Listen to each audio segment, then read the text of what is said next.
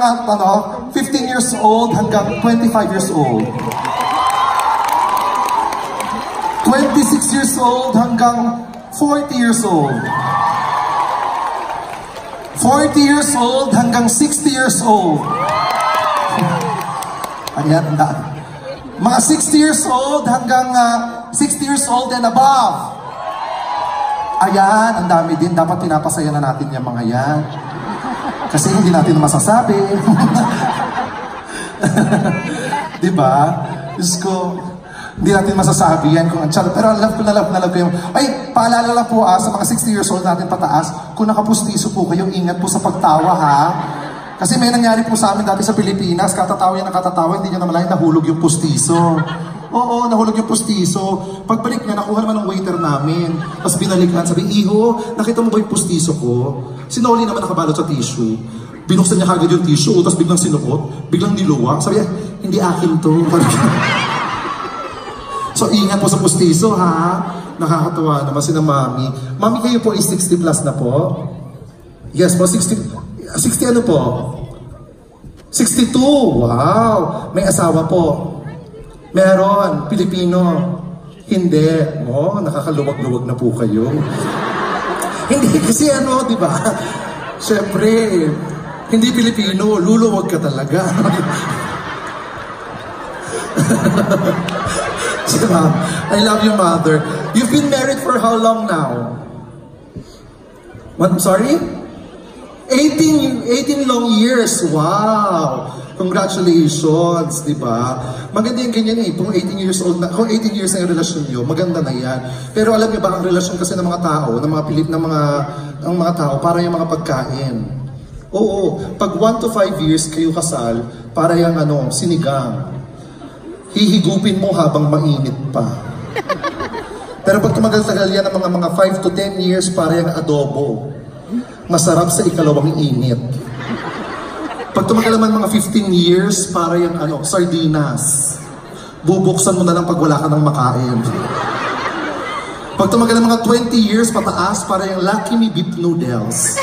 Kakainin mo lang pag may bagyo. Diba? Tapos syempre ang relasyon nababagay din yan sa nababagay din yan sa ganyang mga sa mga kung anong itsura. Pag gwapo ang lalaki, tapos magandang babae, ang tawag doon perfect combination. Pag naman gwapo ang lalaki, pangit ang babae, ang tawag doon true love. Pag naman maganda yung babae, pangit yung lalaki, ang tawag doon magaling na diskarte. Pero pag pangit yung lalaki, pangit ang babae, ang tawag doon no choice. Kapwa ko, mahal ko. Pag nagkaanak yan, delubyo. Oo. Hindi, paalala lang ha. Palakpakan nga din may mga asawa at saka magjojowa na. Magpalakpakan yung mga single. Masasanay din kayo. Ako nga sanay na. Hindi, alam nyo, sikreto pala ng relasyon, pag kayo magkasama kayo, kailangan intimate pa rin kayo. Katulad yan, 62 years old. Mami, active pa rin po ba kayo? Active na active pa po. Active pa po, Mami. Kaya pa. Talaga ko. Yun ang maganda. Kasi yung lola ko, ito po yung lola at lola ko, they've been married for like 52 years na. Kaya sila naging active. Kasi kaya ganun sila. Kasi yung lola ko, yun ang active. Oo, napakalibog ng lola ko. Totoo, 82 years old yun ha. 82 years old. Imagine nyo, inaabangan lagi yung lolo ko sa may ref namin tuwing madaling araw. Oo, bababa na hagdanan yung lolo ko. Tapos makikita, teka nga lang. Mamaya na nga. Naaano ko. Pero yung 82 years old yung lola ko, pagbaba na hagdanan ng lolo ko, andun yung lola ko, nakatambay sa may ref, nakaganon mo. Tapos tatawagin yung lolo ko. Tonyo, wala na akong bra, wala na akong panty.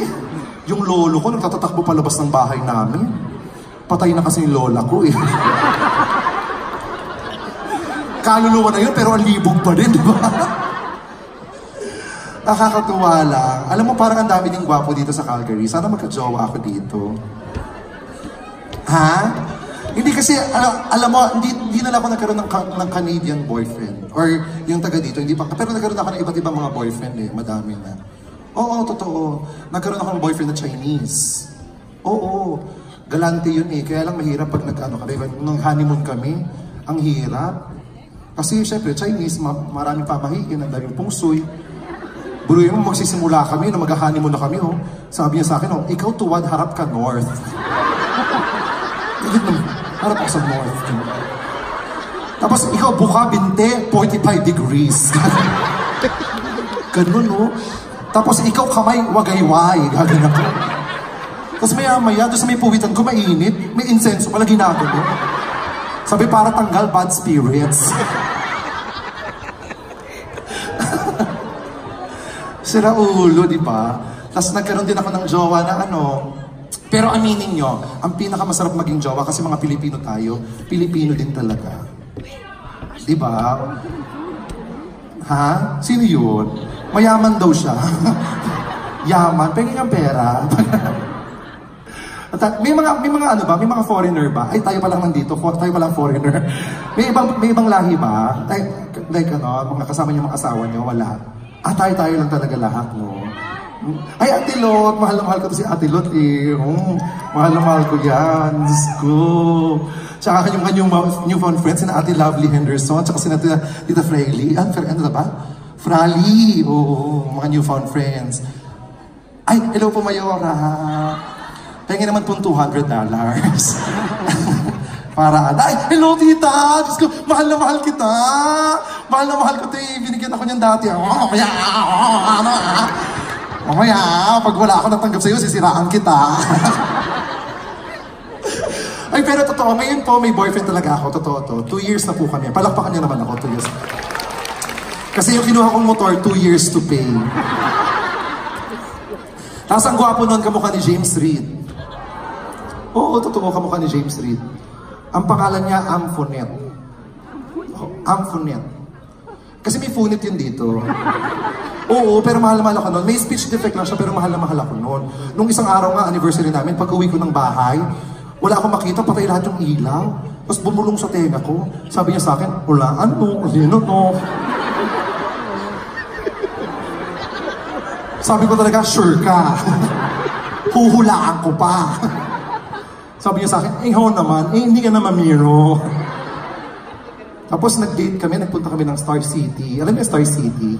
Yung may roller coaster. Sumakay kami sa roller coaster, habang pababang gano'n, nakakalula pala yung roller coaster na yun, no? Pagbaba ko gano'n, habang pababang gano'n, napapasigaw ako. Sabi ko, siya sumigaw din siya. Tapos pagpapababa namin gano'n, bumawi naman siya. Sabi niya sa akin, hinabakan niya yung kamay ko, sabi niya sa akin, iyong-iyo na ako. Sabi ko talaga, sabi niya, oo, iyong-iyo na ako. Akala ko akin lang siya. Nagtaka ako, pagtayo niya, bigla natumba. Hilong-hilo pala siya.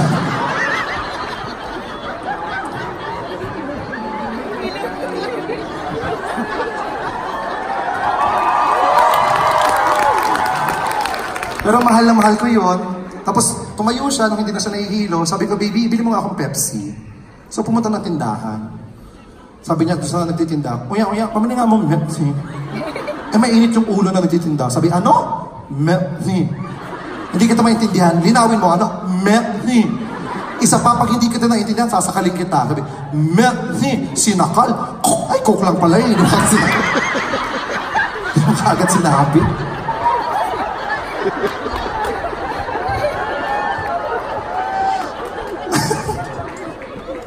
Kaya medyo naghiwalay po kami.